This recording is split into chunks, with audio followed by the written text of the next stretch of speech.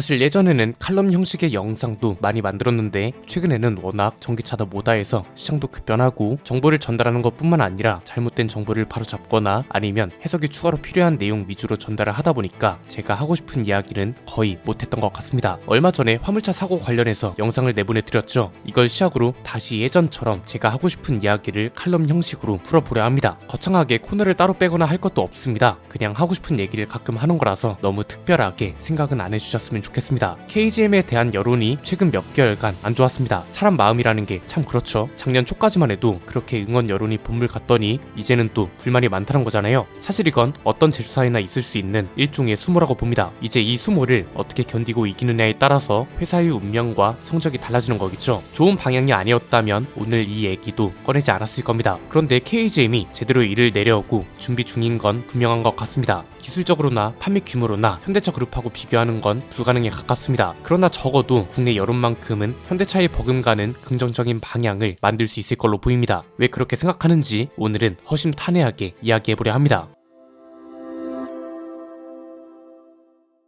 제품, 기업한테는 어떻게 보면 무서운 존재입니다. 소비자로부터 회사의 모든 역량을 평가받는 일종의 시험과도 같은 건데요. 여기에 이제 공급자와 소비자가 있죠. 공급자와 소비자는 같은 생각을 가진 사람들끼리 모이는 일종의 집단이라고도 볼 수 있습니다. 공급자인 자동차 회사에선 이 정도면 충분히 됐다 이러면서 제품을 출시하고 이 정도면 충분히 좋은데 이러면서 그 제품을 구매해 주는 게 소비자입니다. 적어도 이 과정에서만큼은 공급자가 제공하는 정보와 소비자가 수용하는 정보의 양이 비슷합니다. 이걸 이제 정보의 균형이라고 하는데요. 예컨대 자동차 회사라면 제품의 스펙이 어느 정도고 크기는 어느 정도 되며 가격은 또 어느 정도라는 정보를 제공하고 소비자는 이 정보를 토대로 구매를 결정합니다. 여기까지는 공급자와 소비자 사이에서 일어날 충돌이 거의 없습니다. 그런데 충돌은 보통 어디서 일어나냐? 공급자가 가지고 있거나 알고 있는 정보가 소비자가 가지고 있거나 알고 있는 정보와 다를 때 이걸 이제 정보의 불균형 상태라고 말합니다. 이건 크게 두 가지 상황을 예로 들 수 있습니다. 회사가 어떤 좋은 제품을 출시하거나 기존 제품의 문제를 개선했어요. 그런데 소비자들은 이걸 모르는 거죠. 이렇게 되면 소비자들은 여전히 왜 개선을 안 해주냐 이러면서 회사 욕을 엄청나게 합니다. 그리고 이게 여론이 돼서 그 회사의 이미지에 굉장히 큰 타격을 주고요. 반대로 절대 다수의 소비자들이 차를 직접 타보면서 특정 문제를 겪습니다. 그런데 제조사는 테스트 과정에서 이 문제를 발견하지 못했어요. 이 경우는 이제 소비자가 정보를 더 많이 가지고 있는 거죠. 여기서도 제조사는 그럴 리 없습니다. 소비자는 내가 직접 겪었다고 이러면서 충돌이 일어납니다. 여기까지는 거의 모든 회사, 적어도 제품이라는 걸 만들어서 출시하는 회사라면 거의 동일하게 겪는 정보 불균형에 의한 문제라고 보시면 됩니다. 기업의 역량과 이미지는 그럼 어디서 결정되냐? 이 정보 불균형을 견뎌내고 그로 인해 발생하는 문제를 어떻게 해결하느냐에 따라 달라집니다. 우리가 흔히 말하는 장사꾼이나 업자들은 수모를 잘 견딥니다. 수모라는 건 뭐죠? 남한테 모욕을 당하는 일을 말하죠. 우리 회사 제품에 어떤 문제가 발생하면 그 제품을 실제로 쓰는 사람뿐만 아니라 쓰지 않는 사람들도 우르르 몰려와서 온갖 욕을 퍼붓습니다. 그럼에도 회사 직원들은 고객들과 싸우지 않고요. 이 문제를 제기하는 기자나 평론가들과도 얼굴을 붉히지 않습니다. 최대한 좋게 끝내려 노력하고 좀 더 나아가서 이런 문제에 대한 분노를 너그럽게 이해하면서 문제를 해결하는 것에 집중합니다. 수모를 견디는 내공이나 능력이 뛰어나다는 겁니다. 반면 기업인이나 회사원은 그런 내공이 부족하거나 견디기 힘들어합니다. 여기서 중요한 건 거의 모든 사람들은 기업인과 회사원도 업자로 생각한다는 겁니다.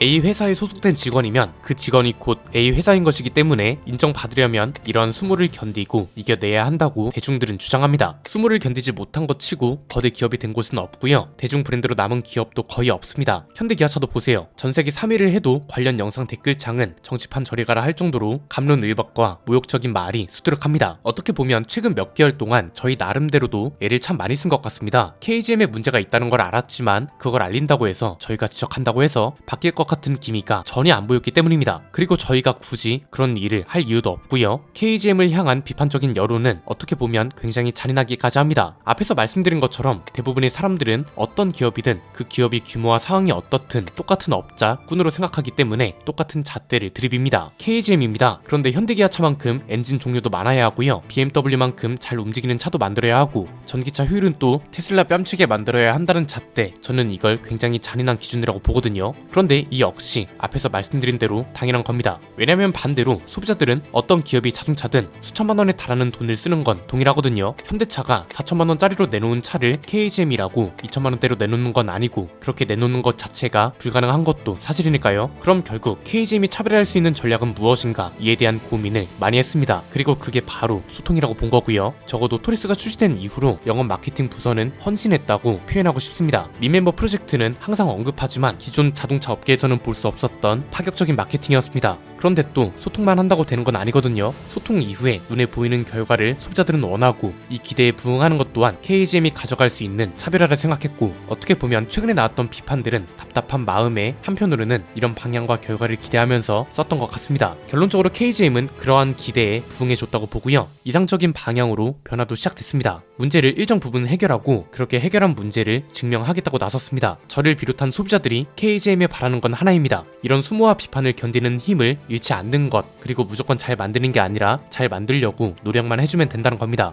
이 말에 대해서도 누군가는 왜곡을 하거나 잘못 해석하고 비난을 할 겁니다. 그런데 우리도 이제는 솔직히 시자고요. 탈 것으로 자동차를 사는 사람들 중에 엔진의 차이, 성능의 차이를 명확히 구분하고 차의 움직임을 극한으로 몰 수 있는 사람이 몇이나 되겠어요? 탈 것으로서의 역할을 제대로 이행하면 되는 거고, 편리함이나 승차감 같은 것들은 개인 취향에 따라 갈리는 문제입니다. 그리고 기업은 최대한 그 취향이 많은 개인들한테 충족할 수 있는 제품을 만드는 거고요. KGM에서 어떤 신차가 나온다고 하거나 관련 정보가 공개됐다고 하면 기대하는 소비자들이 많습니다. 이 소리는 즉 아직까지 기회가 남아있다는 겁니다. 똑같은 자동차 회사라도 신차가 나온다는 소식이 나와도 기대와 관심조차 못 받는 회사들도 있습니다. 사실 이렇게 이야기하면서도 저희가 수모와 비판을 주제로 논평할 수 있는 자격이 있냐는 비판 또한 받을 수 있을 거라는 생각이 듭니다. 기업이 일은 기업이 알아서 하는 것이고, 어떻게 보면 저희는 해설가지 현장에서 직접 뛰는 선수는 아니니까요. 하지만 우리는 기업이 판단이 늘 합리적이고 옳은 건 아니라는 걸 역사와 현실에서 목격하고 있습니다. KGM한테는 잔인한 일일 수 있지만 이제 앞으로 나아가기 시작한 회사이기 때문에, 그리고 이걸 견디고 일어날 수 있는 능력과 역할 또한 KGM에게 필요한 겁니다. 그럼 저희같이 논평을 하는 사람들은 어쩌겠어요? 잘 견딜 수 있도록 방법을 제시하고 응원하는 것 밖에는 없겠죠. 이미 최근에 온 피드백만 봐도 KGM은 충분히 문제 해결 의지를 보여줬습니다. 살짝 늦긴 했지만 시작을 했다는 것 자체는 저는 굉장히 높게 평가하고 싶고, 이 문제를 해결해야 한다고 계속해서 주장해 주신 내부 관계자분들께는 존경을 표합니다. 이제 시작이라 봅니다. 올해 나오는 신차들, 그리고 굉장히 많은 기대를 받고 있는 내년에 나올 KR10까지 이대로만 가면 성공하지 않을 이유가 없습니다. 오늘 내용은 여기까지입니다. 내용이 유익하셨다면 구독과 좋아요, 알림 설정 부탁드립니다. 지금까지 저는 안피디였습니다. 감사합니다.